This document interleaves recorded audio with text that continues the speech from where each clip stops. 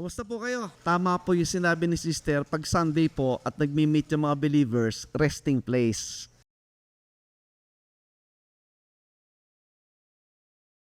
Kasi marami tayong dinaanan for 1 week. Sana pag Sunday naman ay yung Panginoon naman nagko-comfort sa atin by receiving po yung revealed truth niya. So doon po tayo sa Colossians chapter 1, verse 24 po hanggang, babasahin ko po hanggang 29. Who now rejoice in my sufferings for you, and fill up that which is behind of the afflictions of Christ in my flesh, for his body's sake, which is the church. 25. Whereof I am made a minister, according to the dispensation of God, which is given to me for you to fulfill the word of God, even the mystery which hath been hid from ages and from generations, but now is made manifest to his saints. 27. To whom God would make known what is the riches of the glory of this mystery among the Gentiles, which is Christ in you, the hope of glory, whom we preach, warning every man and teaching every man in all wisdom, that we may present every man perfect in Christ Jesus. Whereunto I also labor, striving according to his working, which worketh in me mightily. I hope by now, nakakaabot na po tayo sa level ng ating mga studies. Alam niyo po, marami po yung nakakausap namin, ako po bilang pastor at mga friends, nawiwirduhan sa mga tinuturo at sinasabi natin ngayon. Alam niyo kung bakit? Kasi po yung ating po talagang panahon, yung ating time sa period na ito after the cross, ay umaakyat po talaga yung level of understanding kasi po yung katotohanan nakalaan sa atin ay hindi kamukha ng katotohanan doon sa panahon po ng mga apostol. Magkaiba po talaga. Kaya, ang problema po sa mga churches ngayon, ako'y naaawa sa mga member dahil nadideny po yung mga anak ng Diyos ng mga katotohanan ito. Kaya pansinin nyo lang ang mga churches and many religions. Nakafocus sila sa programs, sa entertainment, sa emotion, sa things about life on earth, etc. Good naman yun eh.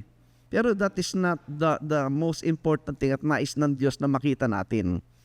Ang layunin po ng Diyos is for us na maging familiar po tayo sa mga heavenly and spiritual things. Kasi po yung buhay sa lupa, lahat naman alam yan eh. Tama? Because lahat nararanasan yan. At yan ay tinuturo sa eskwelahan, tinuturo sa bahay, tinuturo sa family. Pero, yan pong mga bagay ng Diyos, it's a different thing. It requires po yung revelation. Bibigyan ka ng unawa ng Diyos. Hindi po naibibigay sa lahat yun. It requires po yung desire mo, kung talagang gusto mo, binibigyan ng Diyos. Pero kung ayaw mo, wala na. Ang Diyos po hindi namimilit eh. Kaya po, in everything that we learn, I hope nakakasakay na po tayo doon sa medyo, sabi ng marami, weird. Sabi kasi ng isang pastor, bakit ang lalalim naman ng sinasabi nyo? Tuturo. Sabi ko, it shows mababaw ang maraming pastor at maraming mga churches. Just like po si King Saul. Di ba si King Saul, kung nabasa nyo, kumonsulta siya doon sa parang espiritista at talagang may nakitang mga lumabas mula sa ilalim ng lupa. Pero anong sabi ng Diyos? Doon siya ni-reject ng Diyos. Kasi kinamumuhian ng Diyos yun, yung po'y necromancy. Yung pakikipag-usap sa patay, kinamumuhian po ng Diyos yun, nasa Deuteronomy 18. Kahit it seems na nandoon, ano pipiliin mo? Mamamangha ka ba sa nakita mo? O teka muna, tama ba yan? Gusto ba ng Diyos yan? Ako sa Diyos, para hindi ka madaya. Namangha, tinanggap, patay sila. Biro mo, dapat po ang mga mananampalataya may wisdom. Yung nga po yung critical thinking. Hindi ka madaling mabudol, hindi ka madaling madaya. Kasi nasa iyo yung mind of Christ. Pambira po yun, di ba? Dito po si Pablo at yung Panginoon, dito po sa Colossians 1:24, who now rejoice in my suffering. Si Pablo po yan. Ang testimony ni Pablo, siya ay nagagalak sa gitna ng kanyang pagdurusa. Para saan? For you, sabi niya. Kung titingnan niyo po yung background ni Apostle Pablo sa panahon niya, isang pariseo, kilala ng high priest, sila yung nasa authority, biglang na-convert kay Kristo. Yung mga pinapahulit, pinapakulong niya, biglang naging kapatid niya sa Panginoon. Yung unang suffering at persecution na matatanggap niya bumula saan? Doon sa dating kasama niya. At yung mga mananampalataya, medyo may duda pa sa kanya, siyempre takot. Pero ang sabi niya, nagagalak ako sa mga suffering na yan, sa dinadanas ko na yan para sa inyo. Ang layunin po ni Pablo, hindi para sa kanya, kundi para sa mga mananampalataya. Ano pa sabi niya? And fill up that which is behind of the afflictions of Christ in my flesh. Sa kanyang katawang lupa, dinadanas po niya yung nami-misunderstood. Dinadanas niya yung kinamumuhian ng marami.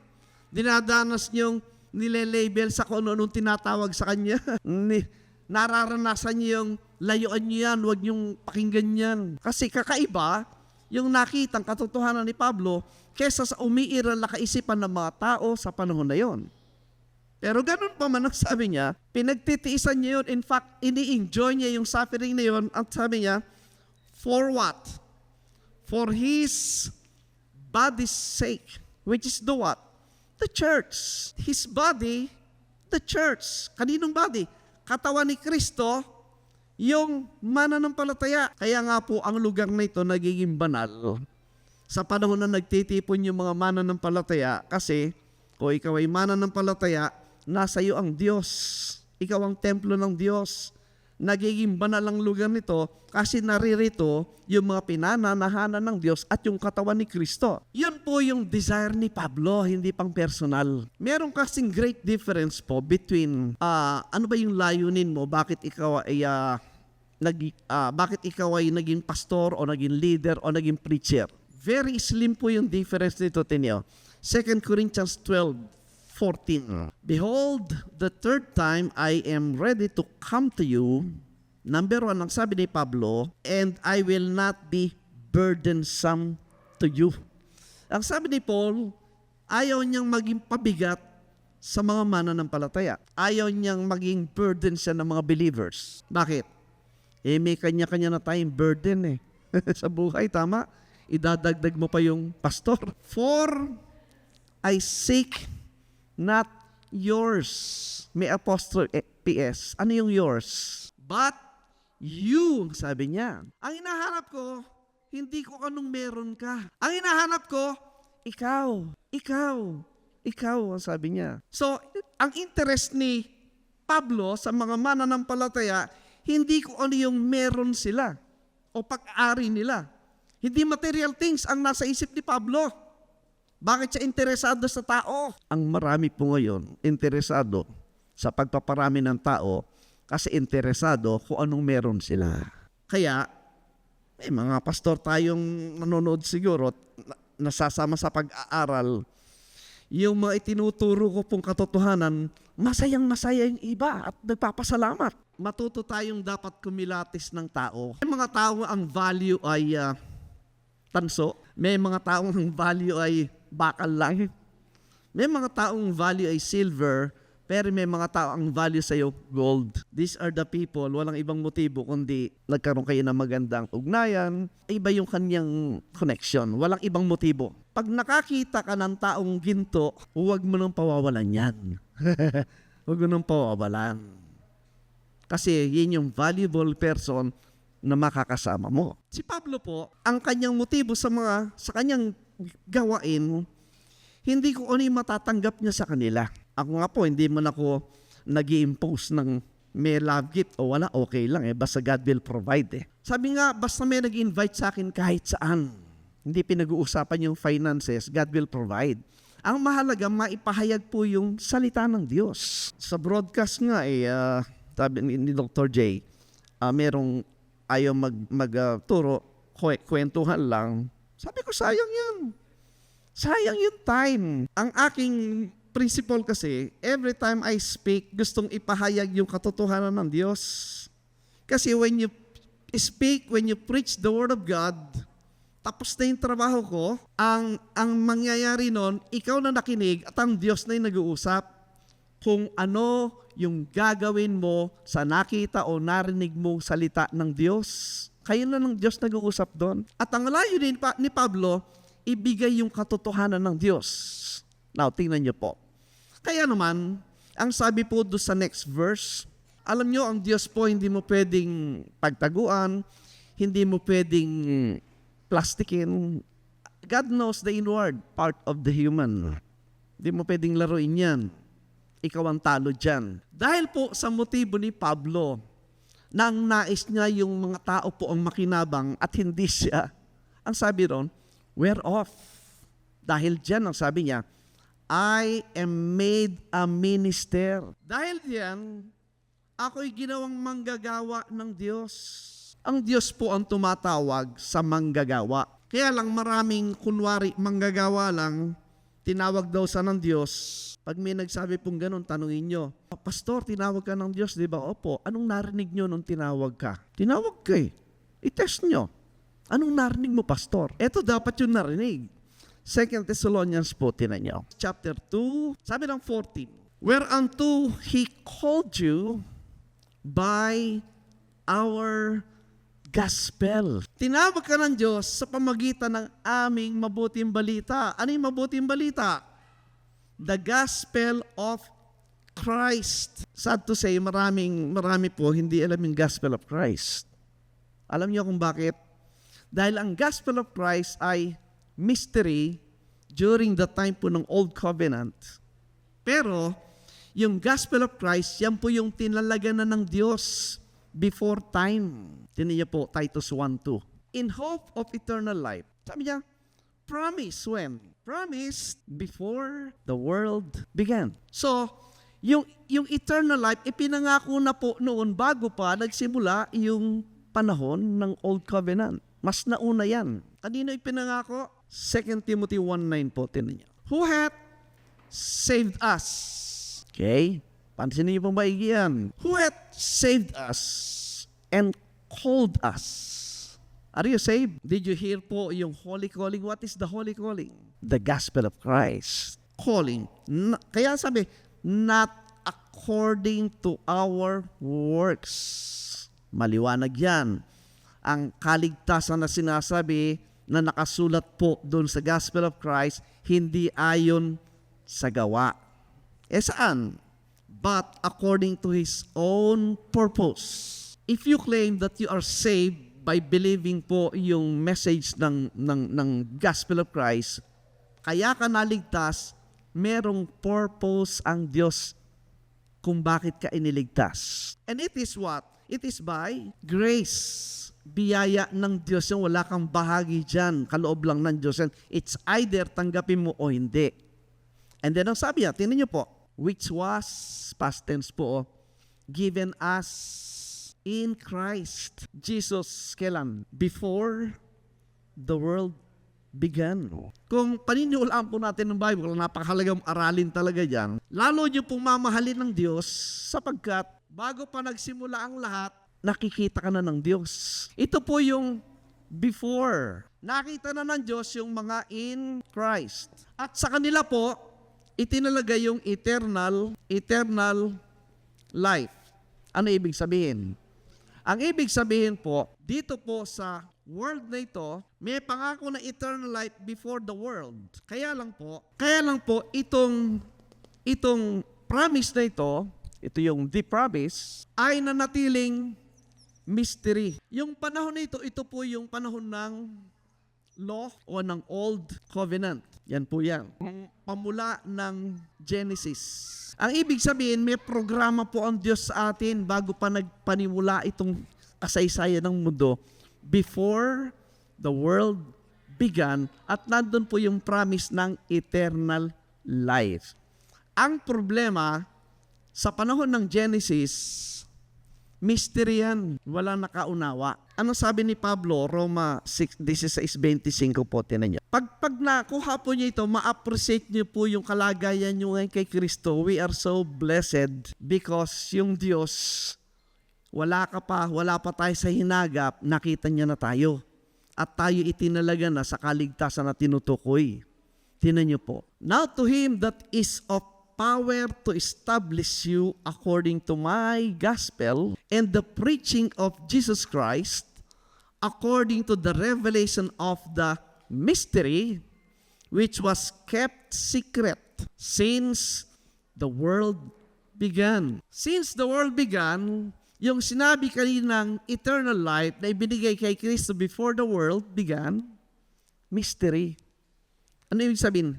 Hid, nakatago, walang nakakaalam. Until dumating yung ating Panginoon sa Kristo. Nung dumating ang Kristo, unti-unti niyang pinapaunawa ito. Unti-unti niyang pinapaunawa ang problema, hindi maunawa. At yung hindi makaunawa, ano ginawa nila?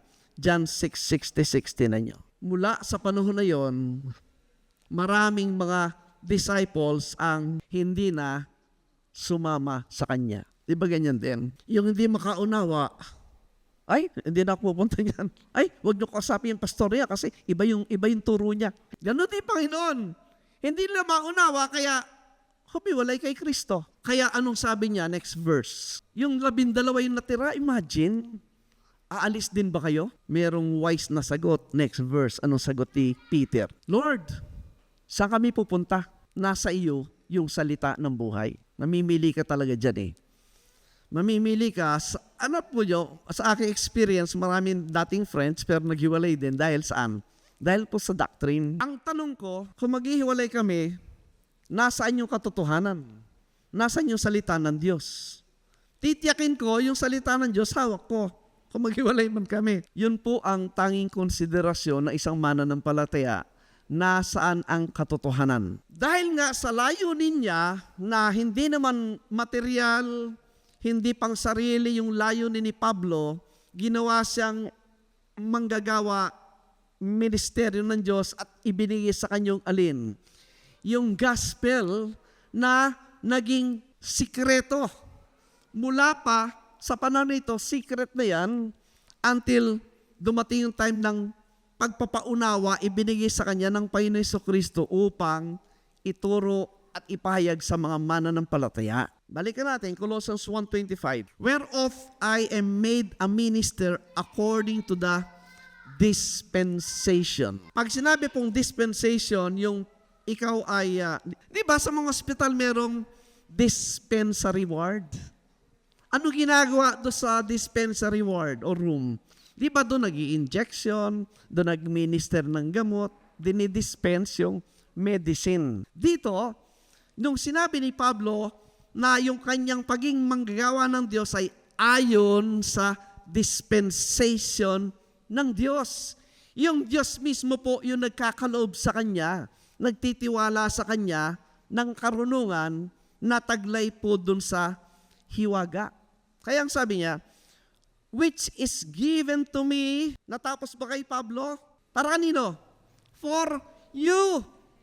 Sa church. So yung ginagamit ng Diyos sa inyo, dapat meron sang maayos na pagtanggap ng revelation mula sa Diyos upang ipahayag sa inyo. Hindi nananatili sa Kanya. Yung iba kasi, sa amin lang yan, huwag mong sabihin sa mga member.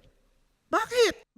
Kasi aalis yung iba, magagalit iba. Hindi yun consideration. Ang katotohanan, inuutusan ka ng Diyos, kaya binigay siyan para ipahayag sa mga mananampalataya. Kasi makikinabang sila dyan. Kaya ang ginagawa, ay hindi, okay na yan.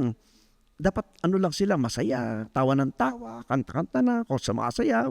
Tapos preaching mo lang ng konting medyo joke. Tapos maya-maya, banatan mo na yung bulsa nila, magbigay. Yan lang po ang laman ng mga churches. Hindi po layunin ng Diyos yun. Ako po di nagtuturo ng giving. Kasi I believe, yung mananampalataya, pag naintindihan niya yung programa ng Diyos at pagpapala na narito na para sa Kanya, hindi issue yung pera. In fact, sabi nga, worst to worst, hindi naman kailangan ng building eh. Walang building, di sa bahay. Importante, merong naituturo na salita ng Diyos. Marami po ang concern nila building. Kasi yun ang kanilang testimony na sa mundo that they have a big church, Pag malaking church, pinagpapala ng Diyos yan. Hindi totoo yun. Si Pablo hindi nagtayo ng malalaking church. Ang mga church nila sa bahay lang, house church lang. Kristo nga, wala naman tinayong church na malaki. Ang natira nung pinako sa krus, ilan lang kasama niya. Hindi po ganun ang truth ng Biblia.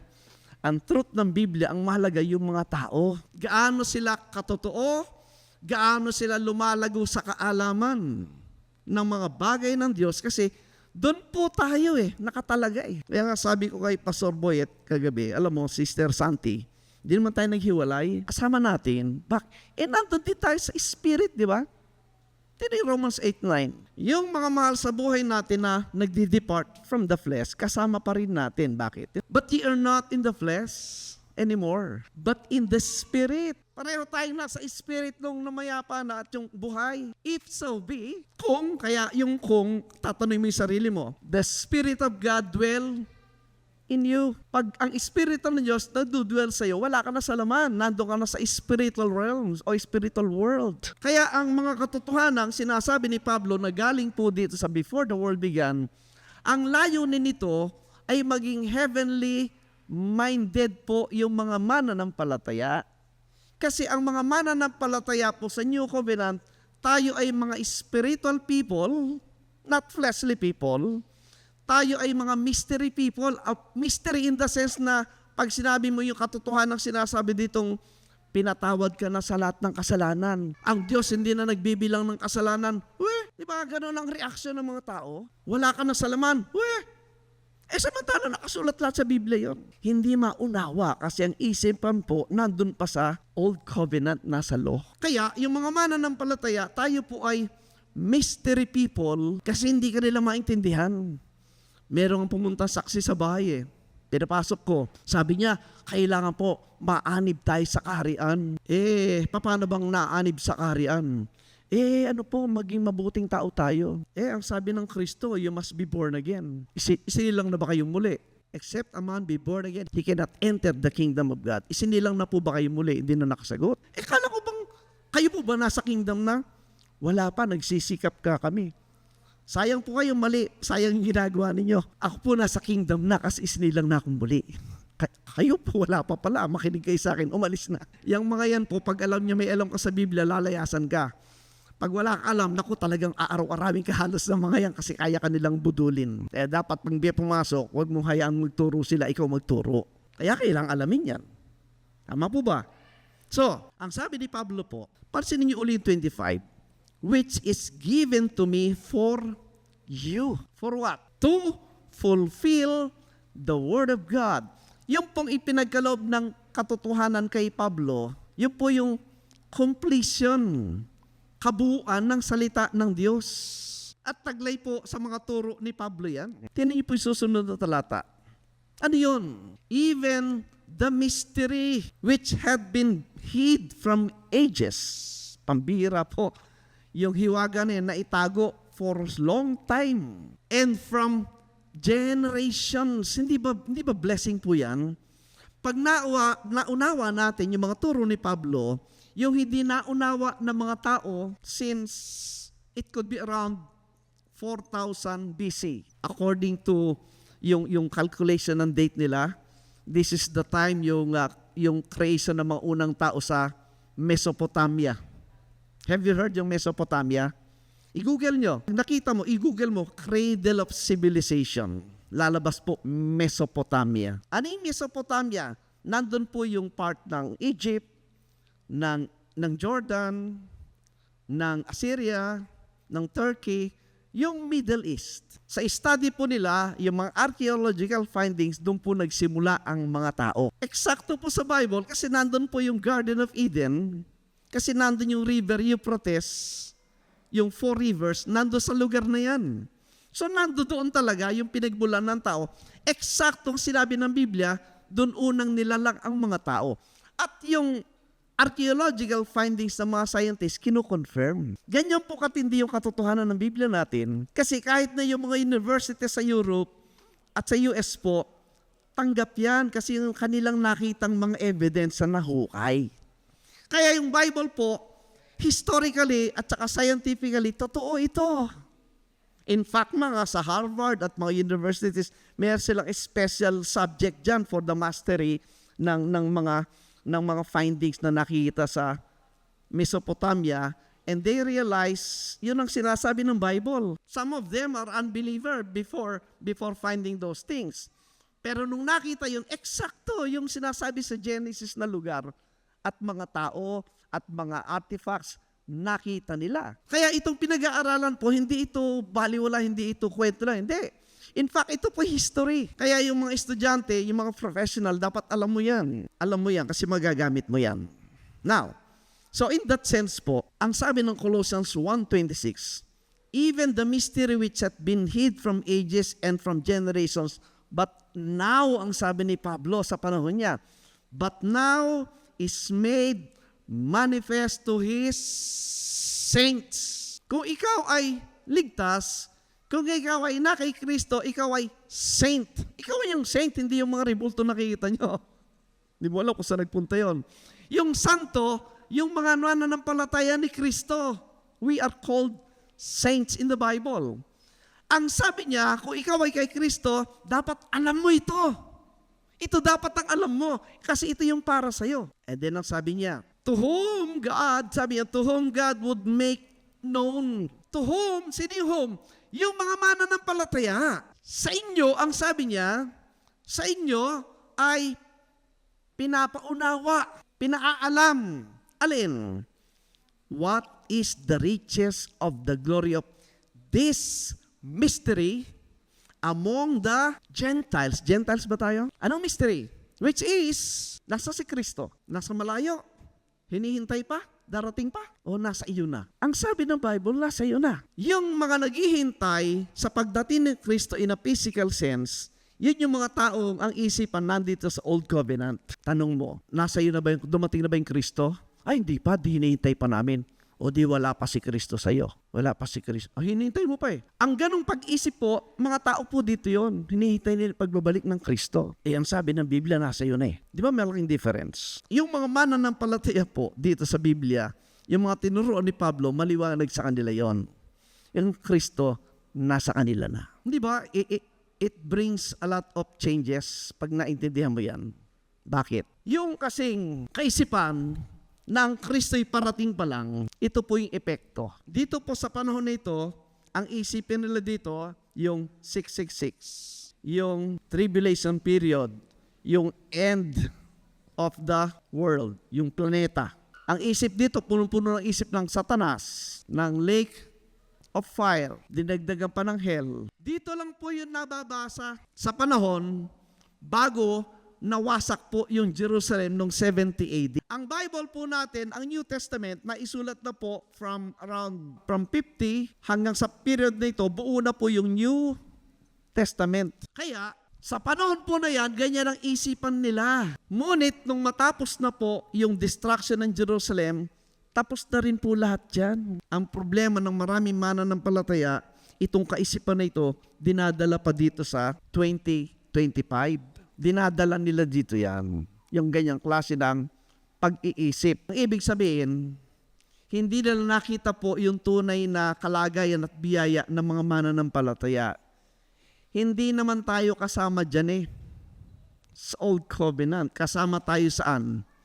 Dito tayo in Christ. Dito po sa panahon na ito, hanggang bago dumating ang Kristo, walang eternal life. Itong panahon po na ito, ang tawag ng Bible, ito ay shadows. Pag shadows, ano ibig sabihin? Tumayo ka sa liwanag, tinan mo yung anino mo, anong makita mo? Darkness. Pag shadows, hindi talagang image yan, larawan lang yan, di ba? Tinan yung Hebrews 10:1, yun po ang panahon nitong panahon ng Old Covenant. Wala na tayo dyan. For the law, having a shadow of what? Nasaan ka? Nandun ka pa sa law o nandun ka na sa good things? Sino nagdala ng good things? Si Kristo. Ang dala niya, good things. Ang dala ni Kristo, good things. Ano pa sabi niya? For the law having a shadow. Yung mga ito, shadow lang. Nang dumating good things, wala na yung shadow. Yung image na yung dumating, which is Christ. And that is us in Christ. Ano pa sabi niya? Not the very image of the things can never with those sacrifices which they offered year by year continually make the comers thereunto perfect. In the Old Testament times, walang nakaka-perfect because ang law can never provide perfection. Because of the blood of animals cannot take away sins. Ito pong pangako po, before the world began, ng eternal life, kailan dumating? Sino nagdala? Tingnan niyo po, Galatians 3:16. Now to Abraham and his seed were the promises made. He saith not unto seeds. Tingnan niyo po yung differentiate yung plural sa singular. Pag sinabing seeds, pertaining po yan dito sa mga Old Covenant people. Pero ang sabi niya, as of many, but as of one, and to thy seed which is Christ. Anong pinag-usapan? The promises. Alright. Kaya ang sabi ng 17, and this I say that the covenant that was confirmed before of God in Christ, yung pong pangako kay Kristo before the world began, then kinontrast po sa law, the law which was 400 years after cannot disannul that it should make the promise of non-effect. Kinontrast po. Ito yung promise, kailan binigay? Before the world began. Ano yung promise? Eternal life. And here comes the law. Yung law, ang sabi niya, walang epekto sa promise na ito. Ano ibig sabihin? Hindi batayan ng kaligtasan yung kautusan. Kasi ang sabi ng mga rami, yung mga dispensationalist friends, ang kaligtasan daw bago dumating ang Kristo is faith plus law. Ibig sabihin, faith plus works.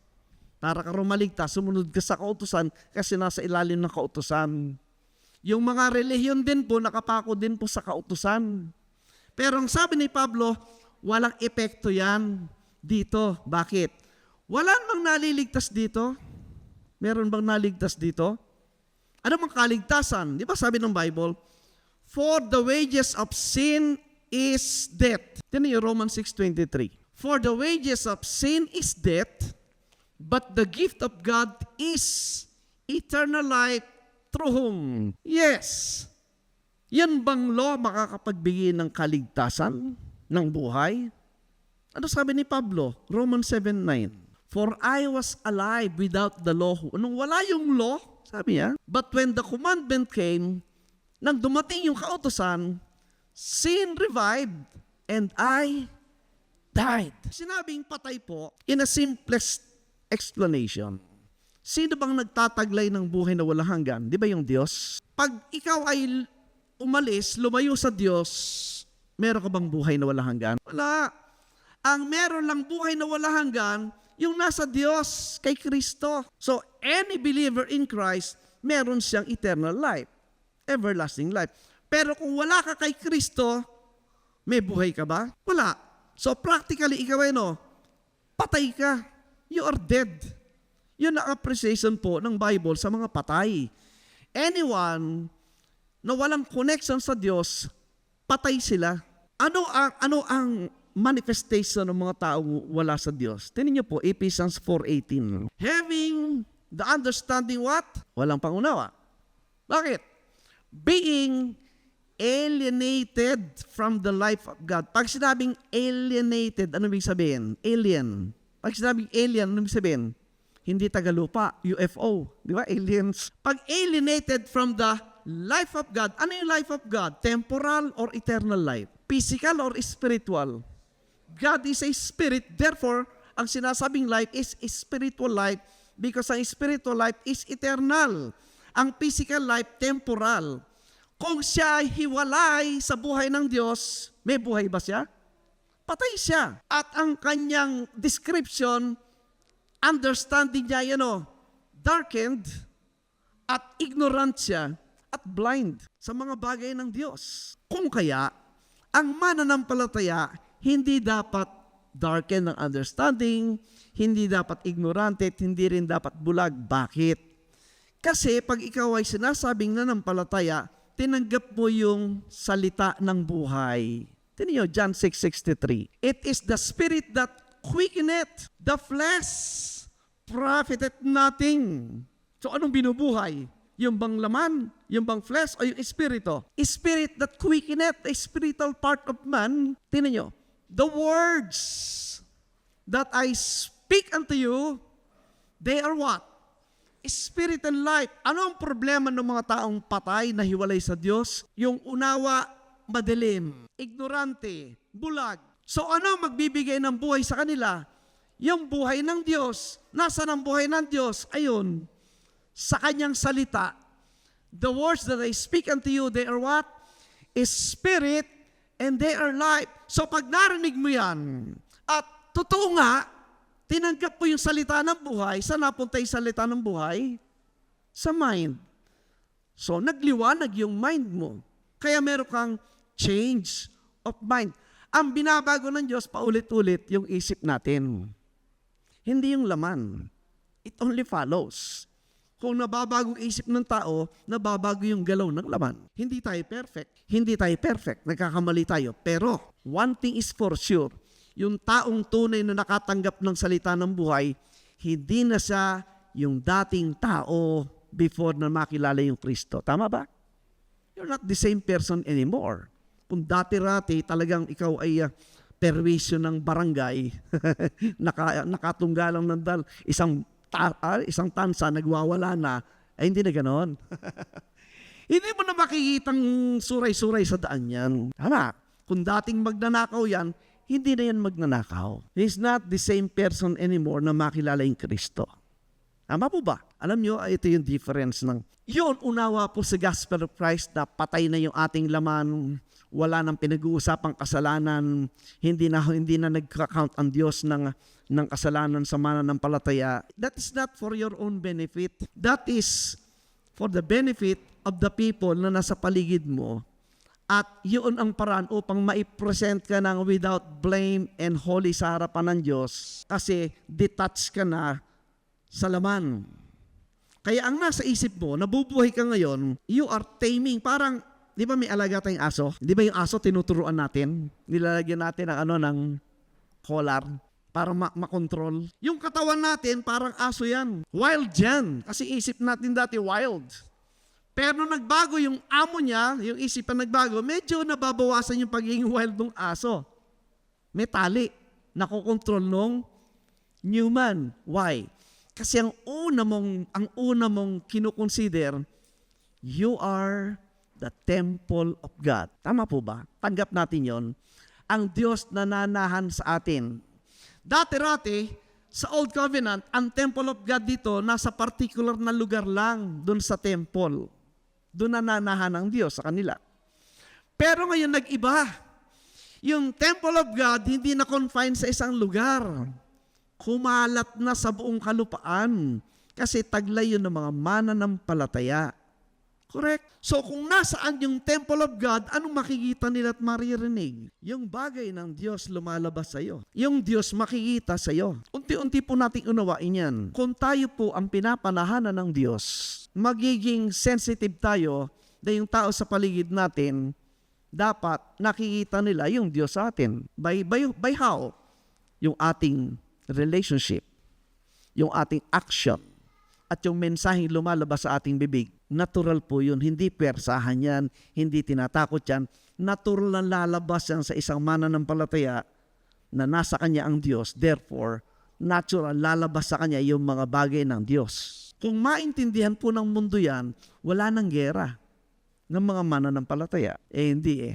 Ang isip ng maraming Kristiyano nandito sa lumang tipan pa. Kaya violent, walang katiyakan, punong-puno ng takot ang isipan nila. Samantalang wala na tayo dito.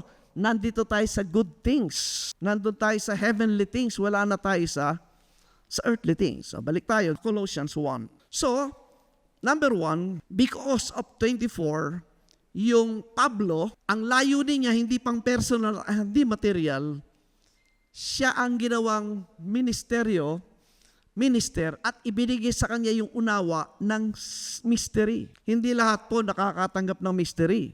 Kasi ang mystery po, secret. Di ba may mga sikreto naman tayo? Sino lang nakakaalam ng sikreto nyo? Lahat ba? Hindi na sikreto. Siyempre, maaaring misis mo, maaaring kapatid mo, maaaring magulo, kaya best friend. Hindi lahat. Yun lang pinagtitiwalaan mo ang sinasabi mo ng secret mo. Ganon din po ang Diyos. Kaya hindi naman lahat nakakaunawa nito eh. Kaya ang reaksyon nila, weird. Why? Because we possess the truth po ng mystery na ito. Kaya expect mo, hindi ka talaga maintindihan ng nakararami. Ano pang sabi ni Pablo? Kaya ang sabi niya sa 28 po, whom we preach. Ang preaching po is what? Warning. Everyone. Ang preaching po, more on warning. Winawarningan ng mga mananampalataya. Pero hindi natatapos doon, merong teaching. Teaching everyone in all wisdom. What purpose? That we may present every believer. Present in what manner? Every man perfect. Pag sinabing perfect po, hindi yung sinlessness perfection. Pag sinabing perfect, they are growing in the knowledge and understanding ng mystery. Unawa. Bakit po ganon? Kasi po, pag naunawa mo ang mystery, number one, hindi ka na magiging marites. Bakit? Kasi maintindihan mo yung sin, yung singular sin. Ang dami ko nang tinanong doon sa sin. Tanong nyo, kahit mga pastor, tanong nyo, Pastor, ano yung sin sa Bible? Singular ha? Ang isasagot, siyempre yung ginagawa nating kasalanan. Tama? Subukan nyo lang. Siguro wala pa akong natanggap na sagot na iba, kundi lahat. Pag sinabing kasalanan, yung ginagawa. Kaya ang tendency, pag sinabing na ako nagbagong buhay na ako, hindi na ako gumagawa niyan. Kaya ang tingin mo sarili mo, mas banal ka kaysa sa kanya. Tama? Pero hindi yon. Ano yung sin na tinutukoy sa Biblia? Singular. Yung ating laman. Yung katawan ng tao, nananahan doon yung laman. So, hindi kakaiba yung laman ng tao sa iyo, pareho lang kayo. Ang kakaiba mo dapat yung laman ng iyong isip. Pag naintindihan mo yung ginawa ni Kristo, hindi ka na magiging palahusga. Kasi naintindihan mo, pareho lang kayo. Kaya ang sasabihin mo sa tao, yung ginawa ng Kristo para sa iyong problema. Tama po ba? Now, so sa ganung kalagayan, yung mananampalataya po, ang layunin po ni Pastor, alam niyo si Pastor Boy, madalang yung tatanggapin ako. Kasi meron akong weird na turo eh. Pero siyang hinanap po niya teaching. Bakit? Kasi mahal niya kayo eh. Ang nais niya kayo, hindi yung ari-arian niyo. Gusto niya maturuan kayo ng salita ng Diyos. Yung ibang pastor, ayo, brother, wag muna. Baka magalit sila sa akin.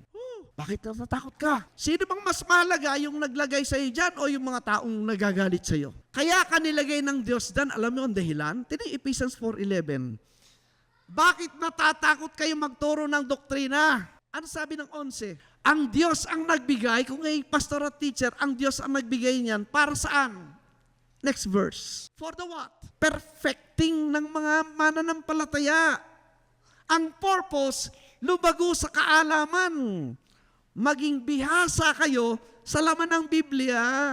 Huwag nyo isipin, yung mga pastor lang yan, yung mga nag-aral lang sa Bible school, kaya naman nagiging tanga kayo, inuuto kayo, binobola na kayo, hindi nyo pa alam. Hindi, wala pong hierarchy ngayon sa body of Christ, pantay-pantay tayong lahat. Bakit? Pare-pareho tayong pinapanahanan ng Diyos. Hindi lang yung mga pastor, ano ba naman? Yung iba, yun daw anointed, yung lang ang anointed po, ano ba ibig sabihin ng anointed? English word, pag tinignan mo sa Greek, Christos. Si Kristo, anointed. Yung Kristiyano, ano sila? Christian, ano sila? O di anointed lahat ng nasa Panginoon. Kamangmangan yung nagsasabing si Brother Ray, hindi naman anointed. Bobo yun sa Bible. Si Brother Ray daw walang kongregasyon. Ano ba kongregasyon na hanap mo sa Biblia? Hindi ba sabi ng Panginoon, 2 or 3 gathered in my name, there am I in the... Hindi ba kongregasyon ng Panginoon yun? 2-3 nasa gitna mo yung Kristo. Kesa sa 1,000 wala naman yung Kristo sa gitna. Doon ako sa 3. Tama? Para lang para siya bang motibo. Ayun. Huwag tayong magpapauto. Ang nauuto, yung ignorante sa katotohanan. Kaya ayaw ni Pastor Boy at maging uto-uto kayo. Gusto niya lumago kayo sa kaalaman. Pag may nagsabing, malapit na dumating ang Panginoon. Wala pa ba sa'yo? Tanong mo. Ano? Nag-iisip siya. Hindi, pagdating ng physical. Saan mo nakita pinangako yung physical na pagdating ni Kristo? Walang mapapakita. Dapat hindi ka nabibigla. Kaya tinuturuan. Kaya nung in-invite niya ako excited. Kasi ang prayer ko talaga, Lord, sana mayroong mga nais makita yung katotohanan na ito. Pambira, Facebook lang, nakilala ko kayo. 3 years na tayo. Dito sa sinabi ni Pablo po, tinayo, sa 29. Ito po yung mga lingkod ng Diyos na totoo. Ano sabi niya? Whereunto I also labor. Alam nyo, yung labor at saka work, magkaiba yun. Yung work, trabaho lang. Pero yung labor ay pambihira. Merong kasamang dugo yan at luha. Si Pastor Boyet, nung nakita ko talagang parang trumpo. May sakit si Sister Santi. Sabi, hindi ka, ang lakas mo, Pastor, kaya mo ba? Physically, emotionally, sabi ko, blessing siya. Labor, plus, kayo pa iniisip talaga niya. Nagba-Bible study pa sa inyo. Gusto niya maturuan kayo para lumago kayo sa pananampalataya. Imagine, may sariling buhay yan, may sariling problema, and yet, iniisip pa yung katawan ni Kristo. Di ba? Kaya sabi niya, labor. Di naman kayo pinaperahan. Di naman tithing ang tinuturo sa inyo. Di naman giving ang pinupumpok sa inyo. Ang nais niya, matutunan niyo laman ng Biblia. Sa kahanap ng ganyan, yung mga yan, puginto. Pupunta ka sa mga, ang hinahanap lang sa iyo kung paano kagamitin at imano pala. Problema mo yan. Whereunto I also labor, striving. Pag sinabi striving, meron pong laban. May laban yung strive, pinaglalaban yan. According to His working, the work of God, which worketh in me mightily. Yung isa pong leader, isang manggagawa ng Diyos na walang iniisip na material na bagay para sa inyo, Diyos po ang gumagawa sa kanya. Kasi kung tao lang yan, gusto kong dumami ng tao, maggawa na lang tayo ng mga gimmick dito para dumami ng tao. Hindi. Gusto niyang maituro upang lumago ang mananampalataya to present you perfect before God. Balik to Ephesians 4:12.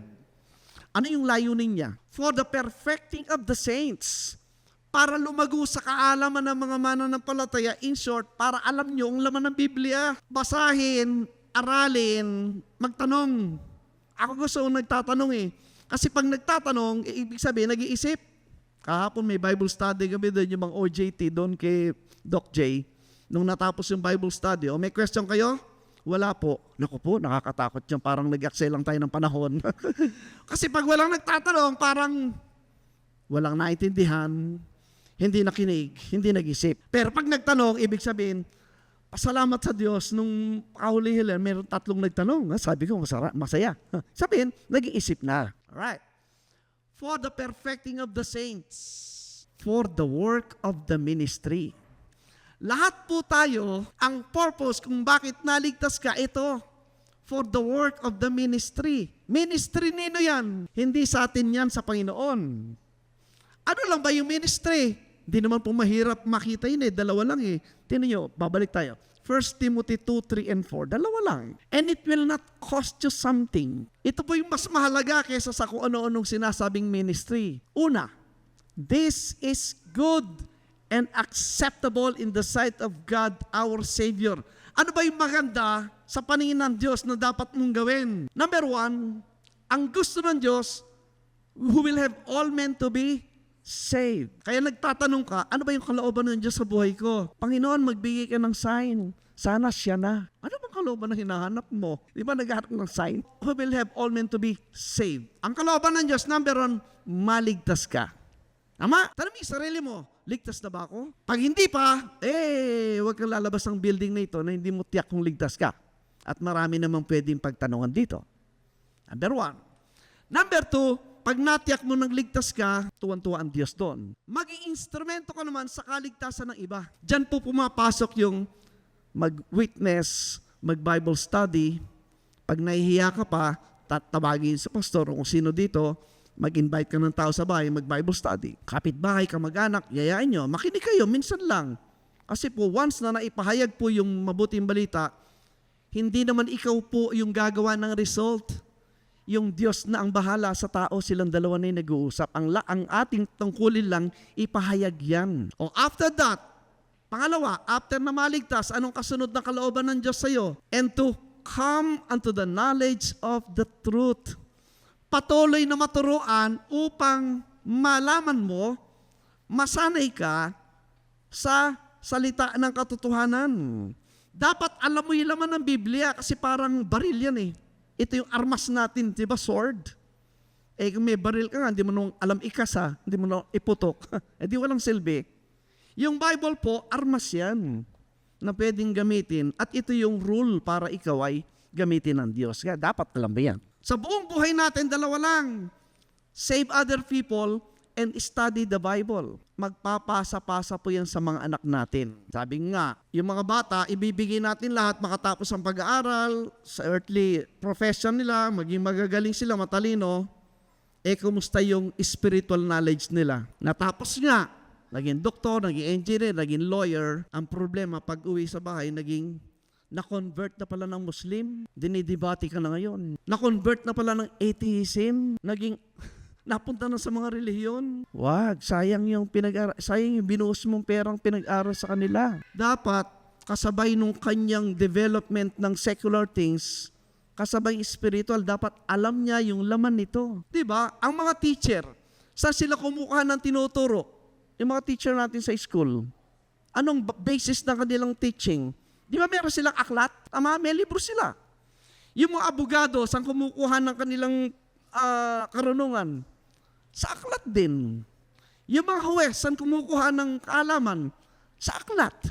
Lahat ng profession sa mundo ito, may pinanggagaling ng aklat. Tayong mananampalataya, meron, ito. So dapat, be a good Christian. Parang be a good lawyer, a good doctor, a good teacher, kasi bihasa sila sa kanilang profession. Ganon din dapat. Bihasa ka rin. Profession din ito Profession. What you profess to be, a believer of Christ. Dapat alam mo, makikinabang buong sambahayan mo dyan. Hindi madadaya ang pamilya. Kung tumanda sa isang church, walang nalalaman sa Biblia, ang alam lang yung magaling ng preacher. Magaling mambulachi yung preacher. Preacher, halos Diyosin na nila. Lahat ng sinabi ni pastor, yan lang ang totoo. Wala na, nabola ka na. Parang si Kibuloy na yun. Dadating na yung Panginoon sa November 2022. Ipagbili nyo na lahat ng ari-ari nyo, ibigay nyo na sa church, hindi nyo na kailangan yan kasi aalis na kayo sa lupa, doon na kayo sa langit. Nagpauto, binenta yung bahay, binenta yung ari-arian, dumating yung araw ng November, walang nangyari. Yun, naghihirap sila. Ang mayaman, yung pastor. O yan, merong gera sa Middle East, malapit na dumating ang Panginoon. Ipagbili nyo na lahat ng ari-arian, sa Diyos na tayo lahat. Kasi dadating ng Panginoon Jesucristo, papatayin lahat ng kalaban dyan, yung Israel lang kanya. Malapit na! Ikaw naman, pastor, sige po, pagbibili ko yung aking bibigyan ko sa Panginoon. Ilan na ba yung gumawa ng ganyan, di pa kayo nadala? Ilan na yung nagsasabing dadating na yung Kristo? Mula pa nung 500 AD may nagsasabi na yan. Kumusta na, 2025 na tayo. Yung mga nagsasabing malapit na! Ayun, nakalibing na sila, patay na. Ano yung malapit nila? Dumating na yung Kristo. Tapos na. Wala na yan. Di ba kayo masaya? Malinis na ba yung isip natin? Di ba ang sarap? Nakakatulog ako mag-isa doon, no? Kung isip ko may satanas, may diablo, kumalampag lang ng konti, ay, mayroong multo rito. Di ba matatakot ka kasi laman na isip mo? Kung naunawa mo, wala na pala yun. Di ba ang sarap mabuhay? Wala yung fear. Sa inyo kung ganyan pa ang isip nyo ngayon. Pati kasalanan, wala na sa isip mo yun. Wala nang galit ng Diyos. So ayan po mga kapatid. Yung pong layunin ng ating ginagawa, ang aming layunin sa mga taong nakakausap namin, maalab nyo yung laman ng Biblia. Para kanino yun? Para sa inyo.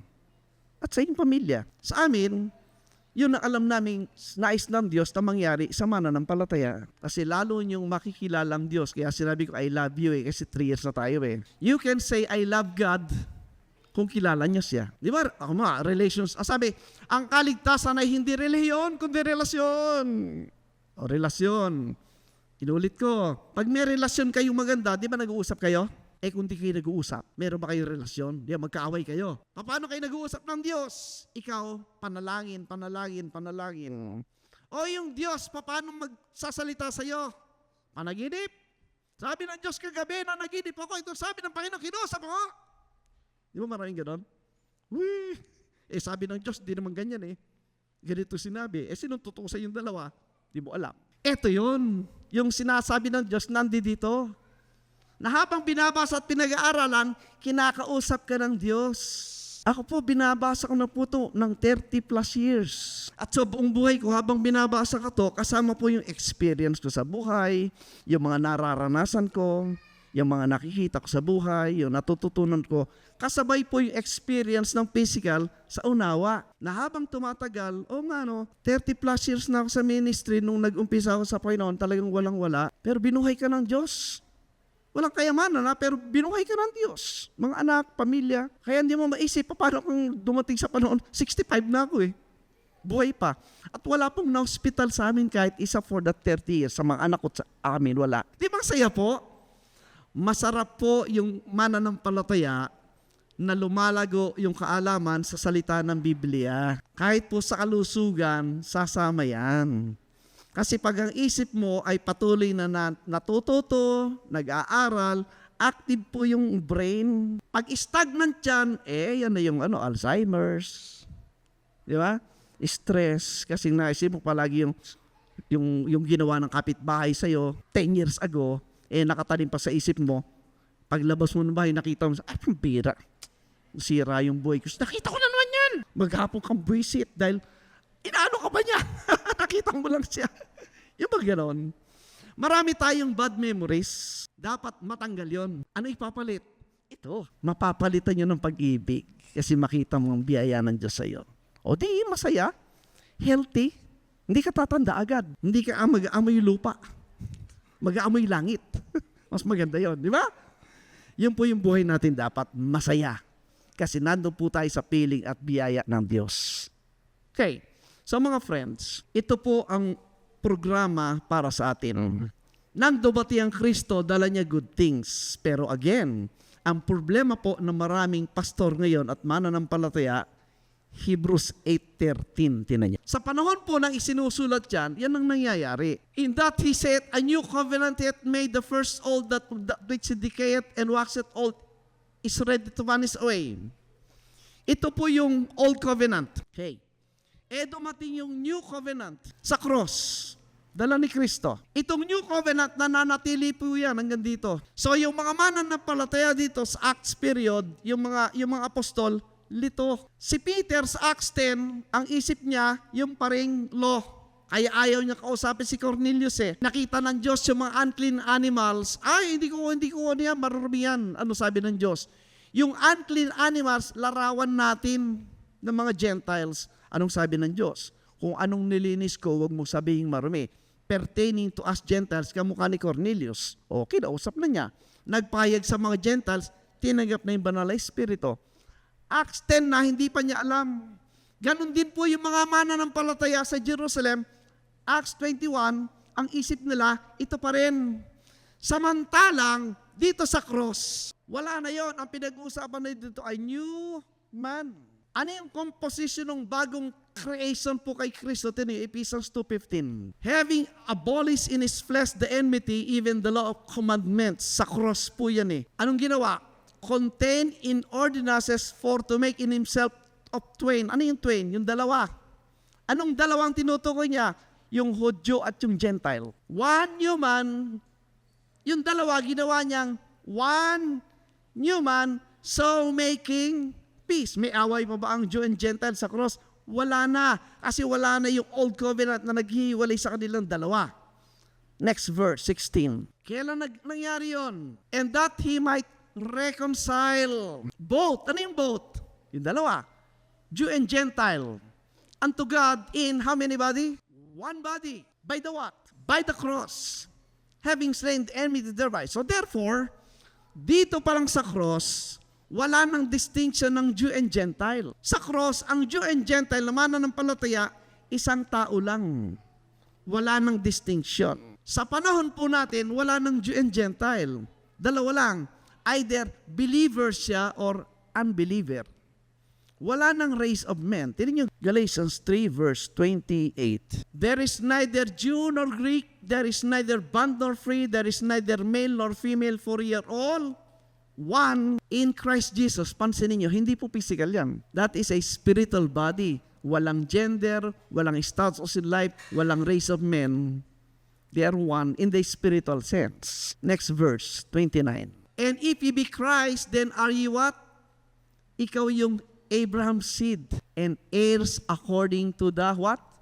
What promise? Ito, promise. Before the world began, tagapagmana ka dahil kay Kristo. So therefore, sa cross pa lang, nandun na yung katotohanan na yun. Tingnan nyo, hindi alam ni Peter, hindi alam ng mga apostle sa Jerusalem. Sino nakaalam? Si Pablo. Kaya, ang tagapagturo, pag hindi niya nakita yung unique meaning ni Paul, ang isip niya, kamukha ng isip ni Peter at nung 12 apostles, nando sa Old Covenant.